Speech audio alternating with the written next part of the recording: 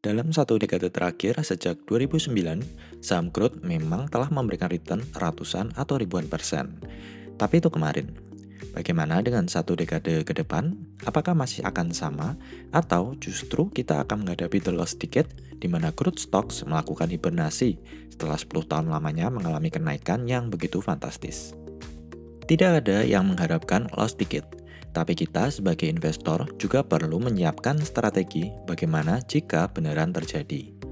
Bagaimana jika saham-saham growth tidak kemana-mana selama bertahun-tahun.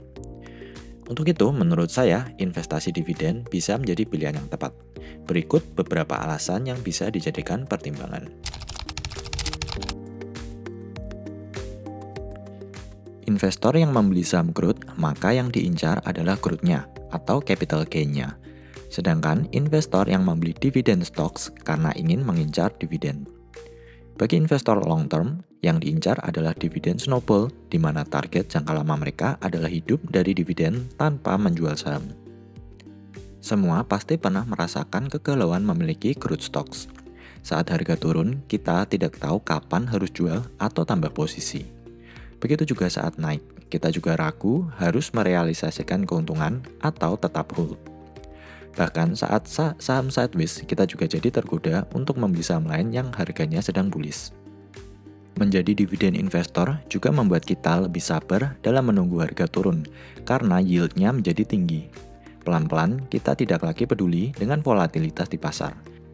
Apalagi saham dividen biasanya tidak memiliki volatilitas liar seperti di saham growth. Fundamental bagus, cash flow positif, bisnis bagus, tapi harga saham tetap tidak bisa diprediksi. Karena fundamental perusahaan saja tidak cukup, investor juga harus mengikuti kondisi makro dan situasi dunia. Memprediksi kestabilan dividen jauh lebih mudah untuk diprediksi daripada menebak harga saham. Dividen dibagi berdasarkan keputusan manajemen dan kondisi fundamental perusahaan. Dengan kata lain, kita bisa rely on fundamental only. Asal perusahaan konsisten mencetak laba, maka dividen juga pasti lancar.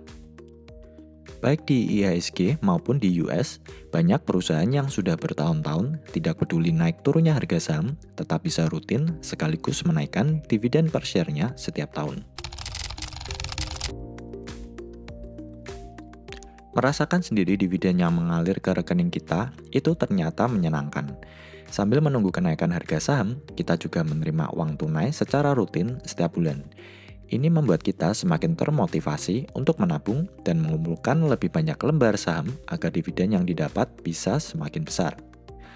Ini ibarat waktu kita kecil, kita suka sekali mengumpulkan kupon dari permen untuk bisa ditukar dengan hadiah jika sudah terkumpul banyak. Membeli saham itu seperti memiliki suatu perusahaan. Bedanya, jika kita memiliki sebuah usaha, kita akan langsung mendapatkan revenue atau bagi hasil. Jika kita memiliki saham dari perusahaan yang tidak bagi dividen, ya kita hanya bisa berharap dari kenaikan capital gain. Itu pun kalau naik. Kalau sahamnya turun terus dalam waktu yang lama, kita sebagai pemilik saham tentunya tidak mendapatkan apa-apa selain melihat equity kita turun dari waktu ke waktu. Jika kita memiliki saham yang dividennya naik terus setiap tahun, maka income kita per tahun dari dividen juga akan naik. Kita ambil contoh dividen dari Bank BRI.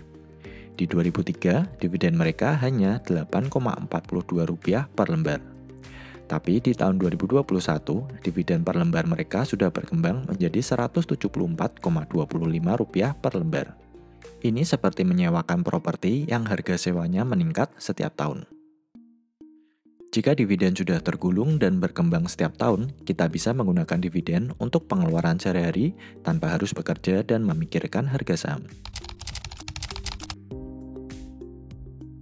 Benefit lain dari saham dividen adalah penurunan harga justru membuat kita termotivasi untuk tambah posisi, karena semakin turun harga saham, semakin tinggi pula yield yang didapat.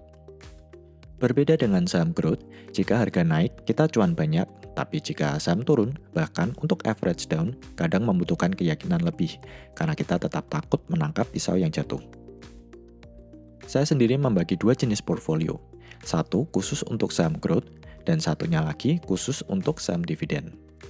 Selama 2022, di saat saham growth hancur, saya lebih aktif jual beli dan melakukan adjustment pada portfolio growth.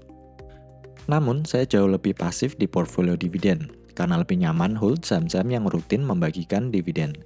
Saya justru menunggu harga untuk turun agar saya bisa menaikkan yield dari saham-saham yang saya miliki. Average down pelan-pelan pun menjadi lebih nyaman. Kadang di saham growth, kita sering FOMO karena takut ketinggalan harga. Di saham dividen, karena kita fokusnya hanya ke dividen, kita jadi tidak terlalu terburu-buru. Jika saham turun, kita bisa tambah posisi untuk meningkatkan yield. Tetapi jika saham naik, kita juga mendapatkan capital gain. Ini situasi yang win-win. Nah, itu tadi pandangan saya tentang kenapa investasi dividen itu sangat sesuai bagi sebagian besar investor, khususnya di saat sekarang ini. Bagaimana pendapat dan pengalaman teman-teman? Silahkan ketik di kolom komentar di bawah ya.